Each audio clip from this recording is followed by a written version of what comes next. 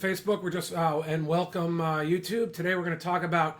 I feel bad talking about the coronavirus, but one of my buyers has actually asked me all about it, and they are going through with their purchase. But the New York Times has an article on it, so I figured it was apropos. Sort of jogged this. I just want to go in. At the end of it, the New York Times talked about the certainty and the control of ownership and how that was appealing to their example. You know, the whole idea is to tell stories and express points. Now you bring up stories about individual people's. It's, like I remember the 1,000 Points Light. It seemed to start with George Bush, and they'd bring up one or two people, so they'd make people reason from analogy. Well, I mean that is how sales works. That's what's going on. So the New York Times brings up a few couples. They talked about how it worked or didn't work out in 2008, how it's going on today. Their conclusion sort of seems to be control and certainty. I can't argue with that, right? I mean, for instance, if you think you have an opportunity, first of all, it's very hard to buy great homes at a good price in Southern California. You frequently have to purchase the leftover homes. That's why I like buying houses in the fall. There's less competition, and there's sometimes some great homes to buy. Whereas the spring, the great homes will get multiple offers almost every time. Yeah, I would say as I talk to the potential buyer who's planning to close, they did some more work towards closing today, talking about they're going to take title and everything. The point is, do you like the price you're paying? Are you aware the price could go down? But that's mitigated if you're planning to hold for a while because the interest rates are so low. It's amazing right now. The payments at 3.25% on a 30-year fixed, and they probably could have gotten a 3 1/8. I don't know. Are just really low. So if you like those payments and you can handle a down, and maybe an up again emotionally, it seems like an opportunity. Now, if you're overpaying, if you're not getting a great home, if you're not getting the home that you're going to be happy with, then maybe you hold off. But I think it is an opportunity for just like every market, just like the stock market is an opportunity for people who are patient, can stock their trades.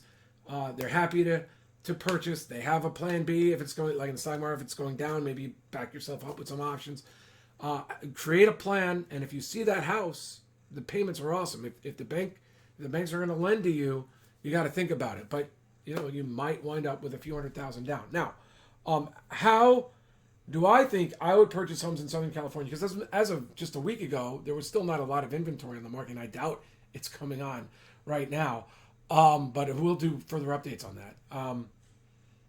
I think the important thing is that you call when you see a home you like, whether you're looking on Zillow or somewhere else, rather than dealing with buyer's agents, you call and ask the listing agent a few questions in these areas. I've got videos on it. I have more in a course that is not available right now. Maybe I will make it again available soon.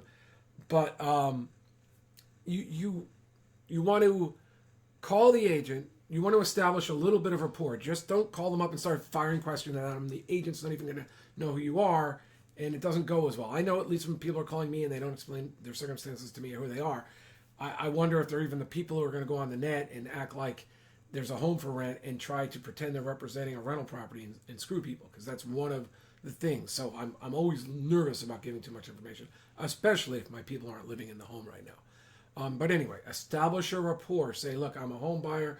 I see the market's going down. I'm well positioned to be able to buy a home. I'm looking to buy nice homes. Do you consider this a nice home? What's the pricing like? How motivated are your sellers? If I work with you, do you think you can make sure we're going to get the property? Are you working with any other buyers right now? Are we looking to be in a multiple offer situation? I mean, all this changes. Like a month ago, yeah, there would be multiple offers if it was a good home. That's why you were picking it off.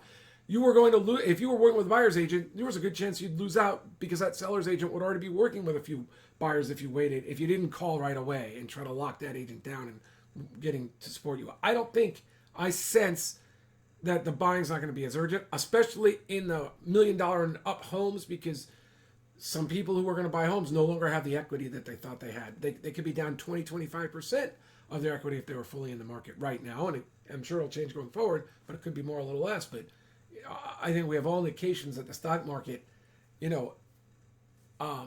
hit the threshold for a bear market. I think it's 20% from the top. We're in that threshold now. Bear markets in the past lasted 18 months to 2 or 3 years. with computers and tech and everything, I doubt it will be that long. But I think it's more likely than not we're in a choppy bear market with more risk to the downside than the upside. So some of the high-end buyers are going to fade away over time. So I think my advice is, if you're a seller and you can get a good price, sell now. If you're a buyer, be choosy. But if you like your payments and you like that home, this may be an opportunity to buy homes that you might not have been able to buy otherwise. So my advice, as always, if you have an opportunity, think about taking advantage of it. But it comes with the caveat. Your equity, there's a good chance your equity will be lower 6 months from today. And then therefore it'll probably last until next spring. Because the disruptions that we're sort of seeing in the market that are likely to continue to happen, if the economy starts shutting down, I don't see how prices could go up on homes. Certainly more risk to the downside. So you have to know that you're buying, understanding your equity could get hit for a while. But if you like the interest rate you're at, if you like your payments, if you're saying, I would love to live in this home for that $3,500 a month payment, or $5,000 a month payment, or $6,500 a month, or whatever it is, $10,000, $2,000. If you're saying, compared to my other options, that's the way to go, and I've got the cash to do it, you have to seriously think about it. But I'd say only buy good homes. All right, thanks. Talk to you later. John McConnin, winnerscheck.com. If you want to know more about how we can help you purchase from the listing agent, and maybe even, starting off on a good deal, like one of the things I talked to you about is, do you want to try to save some of the buyer's agent's commission? It's a great opportunity now. And if you really want to give yourself a cushion, I'd say look at solar homes, but know how to buy them, because a lot of agents don't really know how to advise on solar panels and purchases and risks. And a lot of sellers don't know how to disclose properly.